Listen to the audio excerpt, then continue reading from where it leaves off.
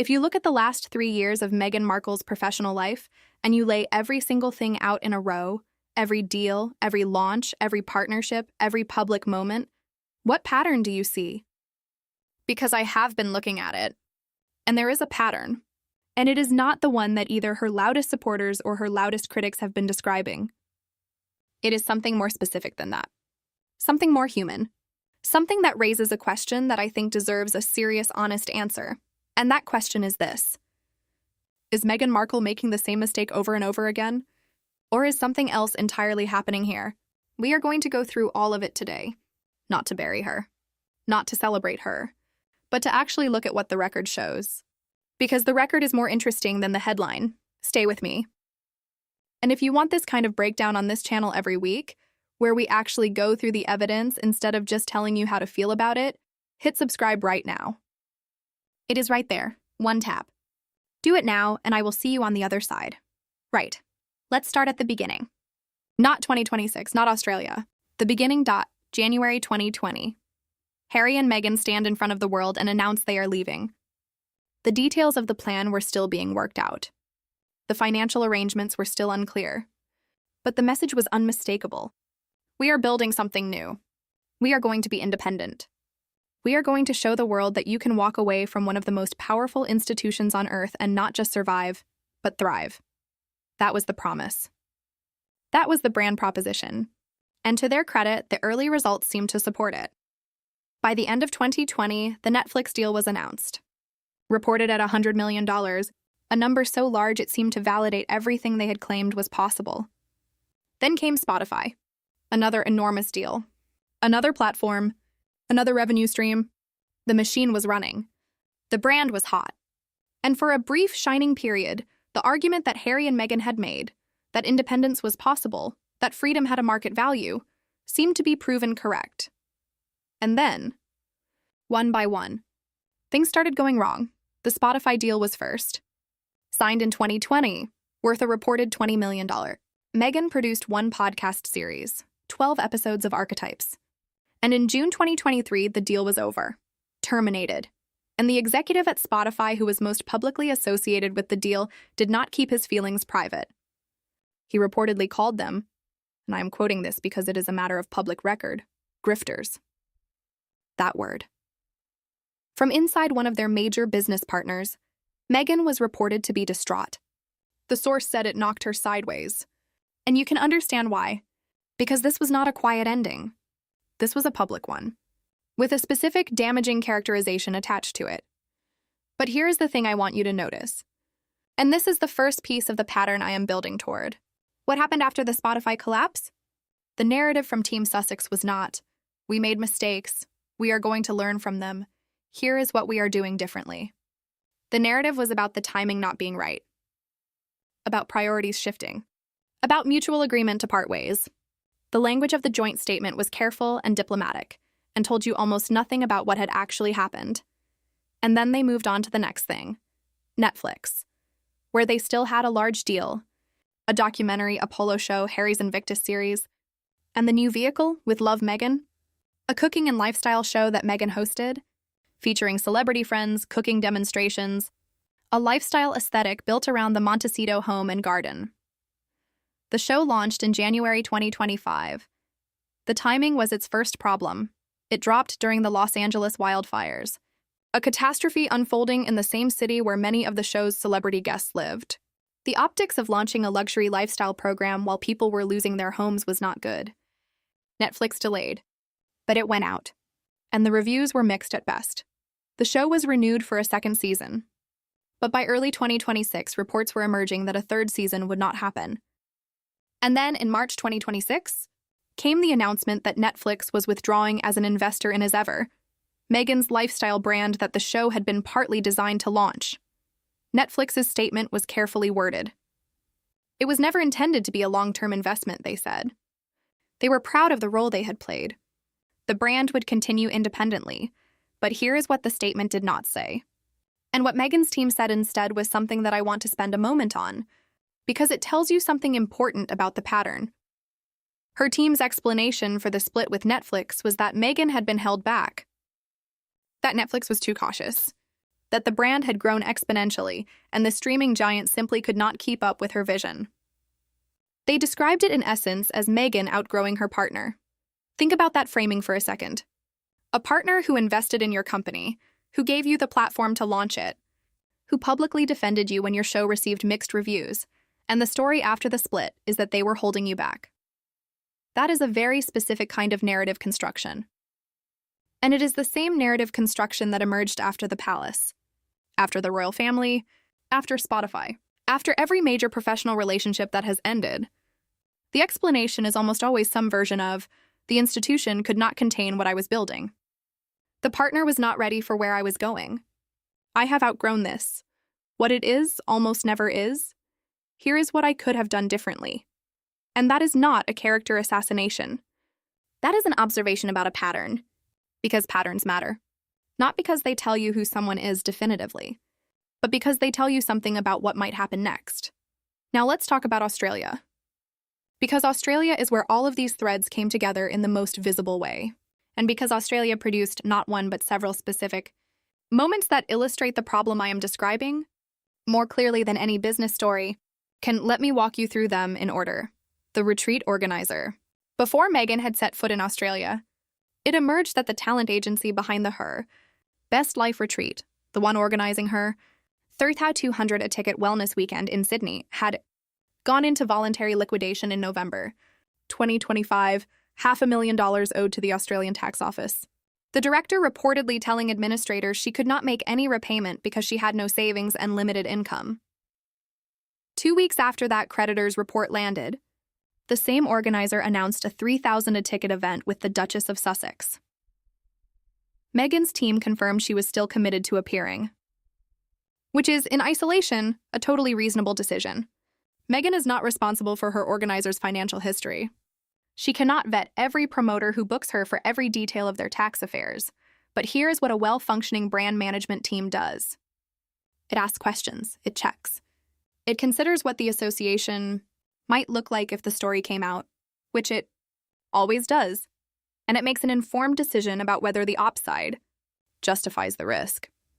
The story came out before the event even happened, which means the question of due diligence was not hypothetical. It was public, and the decision was made to proceed anyway. Then came the sold-out claim. The website declared the retreat fully booked on March 23rd, 300 places gone. Demand far exceeded supply.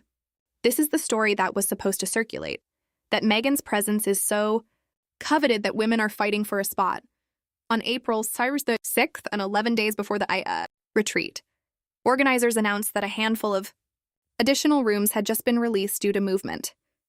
3 single rooms, 2 doubles, movement is cancellations. Women who had paid changed their minds and asked for their money back. And the event that was supposed to be a demonstration of Meghan's commercial appeal announced last-minute availability less than 2 weeks before it started. Nobody said anything about this publicly. The narrative did not adjust. The announcement was framed as an opportunity, not a retreat from the sold-out claim. Then came the journalist. A woman who worked in media paid full price for a ticket, went through the entire booking process, received confirmation, and was then removed from the guest list when organizers discovered her profession. Her money was refunded, but she was publicly told she was not welcome. Her article noted that at no point during the booking process was there any disclosed conditions stating that media professionals were ineligible, that the rules, whatever they were, had not been stated up front. A transparency problem. On top of a due diligence problem. On top of a sold-out claim that turned out to need asterisks, and then the retreat itself. Meghan arrived at approximately 5 p.m. She participated in the VIP group photographs, the gala dinner, the fireside Q&A, and at approximately 7 p.m., 2 hours after she arrived, she and Harry got into a Range Rover and drove to a Super Rugby match at Allianz Stadium. The women who had paid up to $3,200 were left to continue the weekend without her now. Her team said she was always only confirmed for the Q&A portion of the weekend. The leaked itinerary had shown a departure time from the beginning. In the narrowest technical sense, Meghan delivered what was contracted. But the gap between what was technically delivered and what the marketing language created as an expectation is where the story lives. An intimate luxury weekend. An in-person conversation. A once-in-a-lifetime experience. with Meghan, Duchess of Sussex. Those are the words that sold the tickets. And then Meghan, Duchess of Sussex, left after 2 hours to watch rugby. One question circulated online for days after. Why did Meghan not even share a meal with women who had paid $3,000 to spend the retreat time with her? Her team did not answer it. Now let's talk about the $200 gift bags. Because this detail, reported and not disputed, is the kind of small, specific crystallizing moment that sometimes says more than any big headline. Women who paid up to $3,999 for the VIP experience received gift bags, reportedly valued at around $200 lippy. Butter, candles, everyday wellness items, the kind of thing you might pick up at any health food shop for under $50. The gap between $3,199 and $200 is not just financial. It is a gap between the premium experience that was sold and the reality of what was delivered. And while nobody is owed anything specific in a gift bag, it is a bonus, not a promise. The way a gift bag is assembled tells you something about how carefully an event was thought through, about whether the people producing it had genuinely considered the experience of the person on the receiving end. $200 worth of lip butter after a $3,200 weekend is not a mistake exactly. It is a signal. And here is where the clothes come in, because this is the detail that most people have not connected to the rest of the pattern, but it connects. During the Australia tour, Meghan's outfits, every single one, were listed on a platform called ShopMy, a commission-based shopping platform where Meghan earns between 10 and 25% on anything bought through her links. The dress she wore to the women's shelter, the outfit she wore to the hospital, the look she wore to MasterChef, all listed.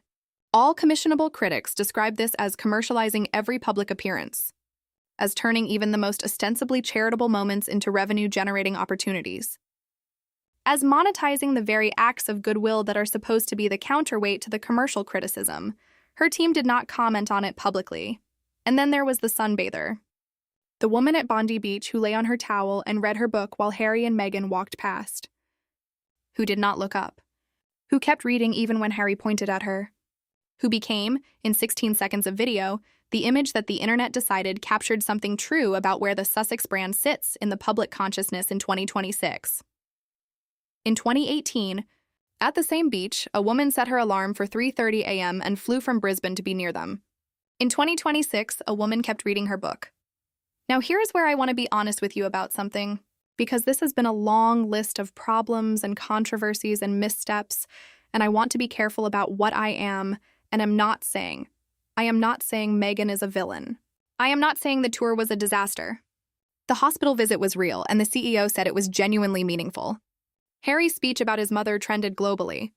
The private meeting with the Bondi terror attack survivors was real.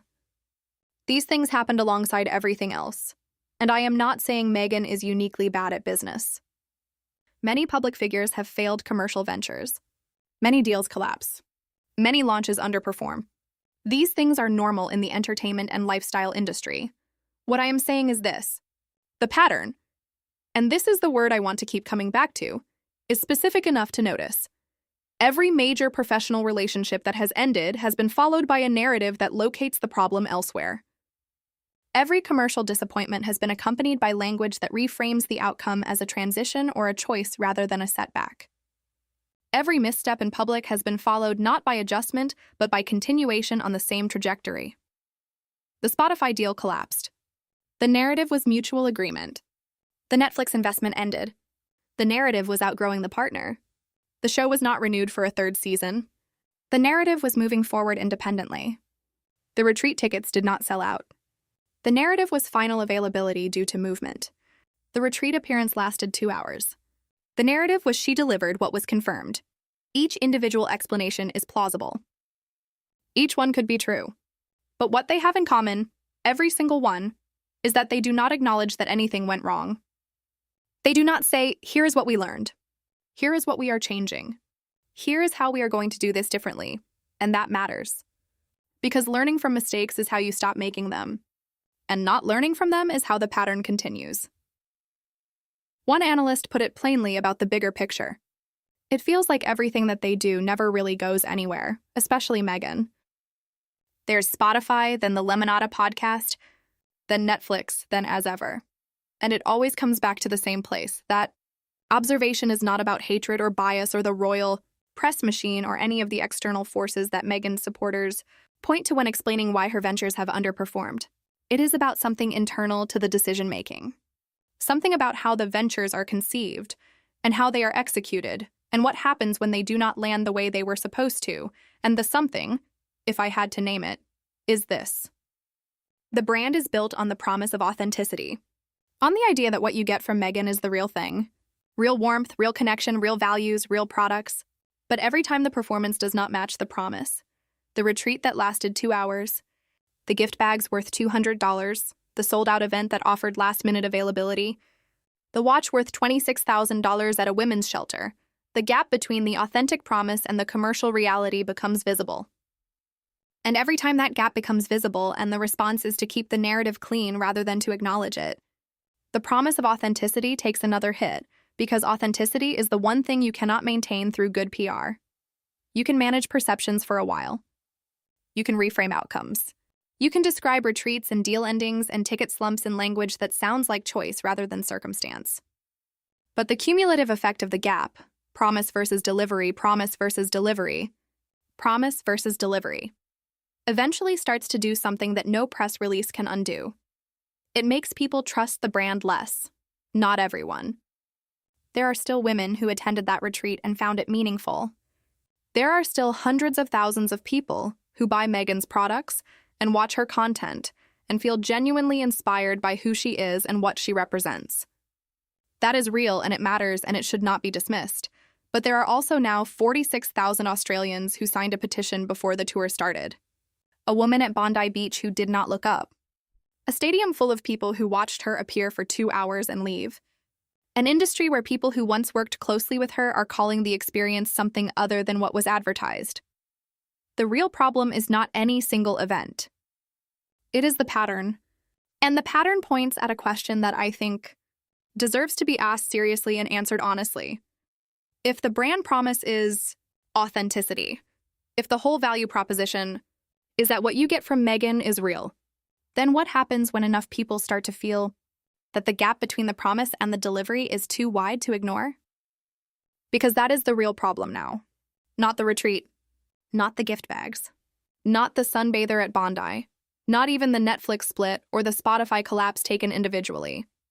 The real problem is that the pattern of those things, accumulated over time, visible in the record, documented in the headlines, captured by cameras that never lie, that pattern is the thing that is very hard to recover from without doing something that has not happened yet. Saying something went wrong, and meaning it. Drop a comment and tell me where you land on this. Do you think the pattern is real? Or is this just what it looks like when a woman in the public eye gets scrutinized at a level that nobody else faces? I genuinely want to know what you think.